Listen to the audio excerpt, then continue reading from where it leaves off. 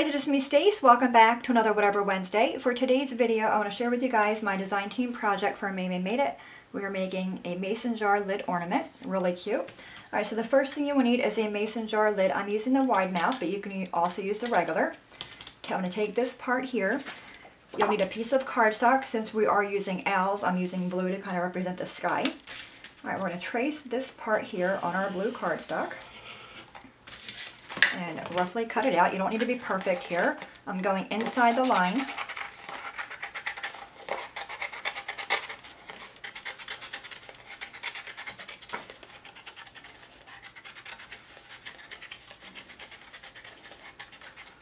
Okay, we're going to test fit that, see how that fits in there. Perfect.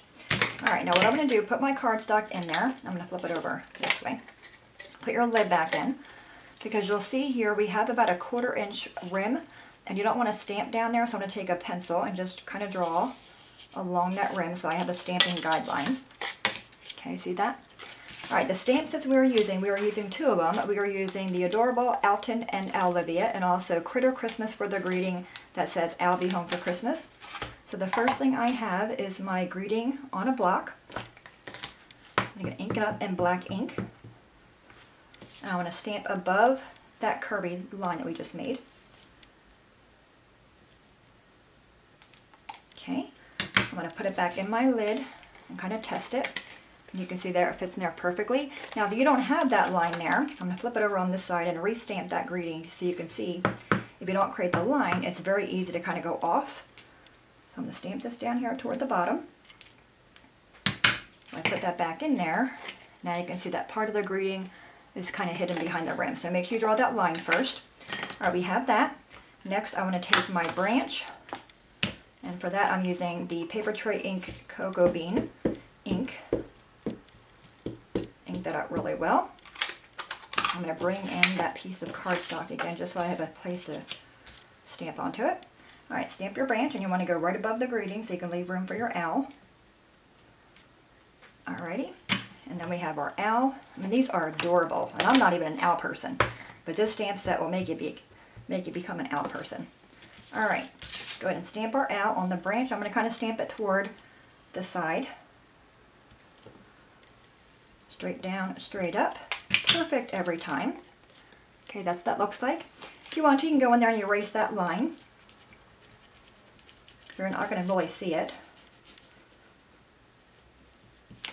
You don't want to go too high on your line, otherwise you will see it. Alright, so we have all that done. That's going to close that ink. Now you want to color your owl. You can color any way you like. I'm using the Spectrum Noir markers. Now you want to be careful on the colors you choose. If you're using a yellow on a blue piece of cardstock, it might make it be a green color. And I already have my owl stamped and colored in. Okay, so we're going to set all that aside. Now we're going to be embossing it. I'm using the embossed pen. This is a 2-pack. You have a white and a black one. And this is also from Maymay Made It. I'm going to bring in my little cutting board and a piece of cardstock to use here. And now I'm just going to put the snow where it would naturally fall. So it's going to fall on our branch. Just draw a little line there on the top part of the branch. On this side over here. And on the owl's wings. On this one. On its head.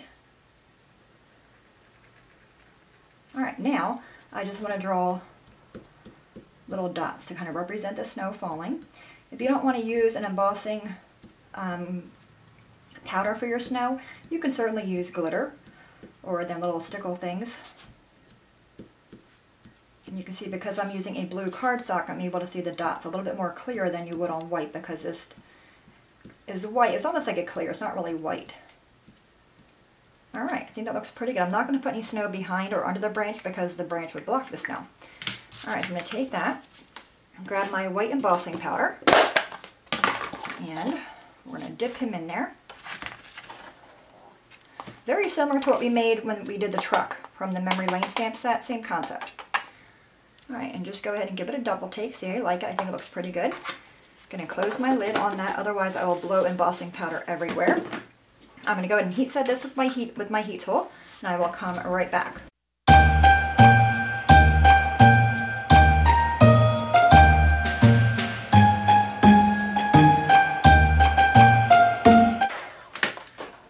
it looks pretty good. I'm going to bring it up so you guys can see it. Isn't that pretty? Alright, we're done with the embossing. Let's go and set that aside. Grab our rim, put that back in there. Oops, see, I didn't measure my owl. He's kind of off there, but that's okay. Alright, now I want to create a backing for this. For that, I'm just using cereal box board. Again, we're going to trace the rim.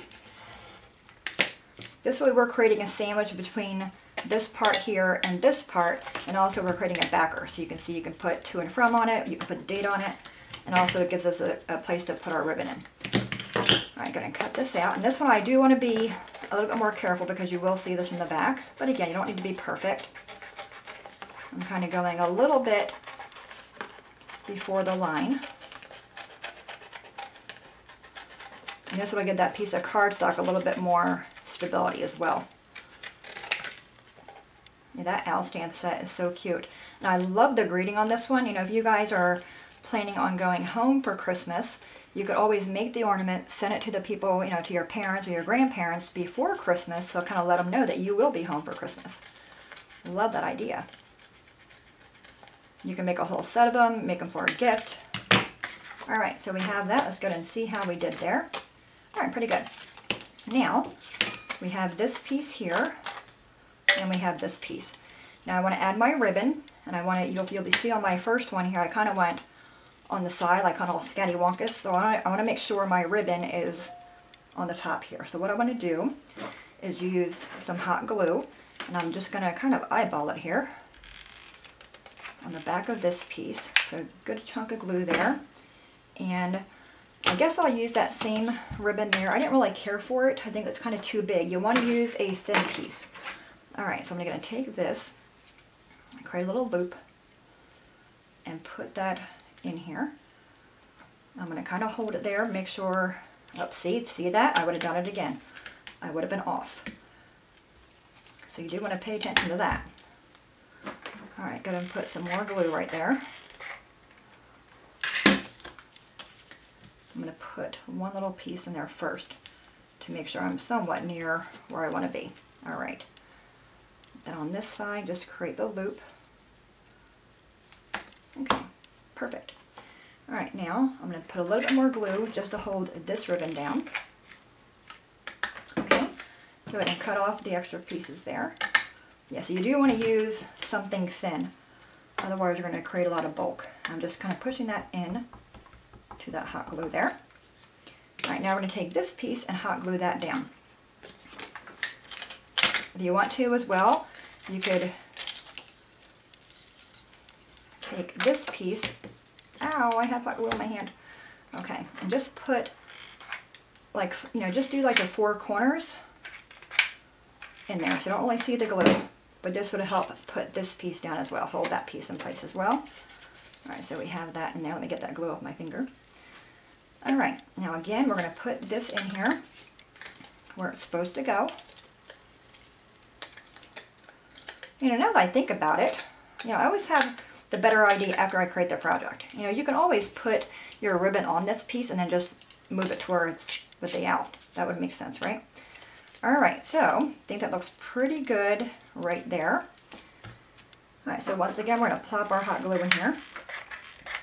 You don't need a whole lot of glue, just enough to kind of hold this piece down.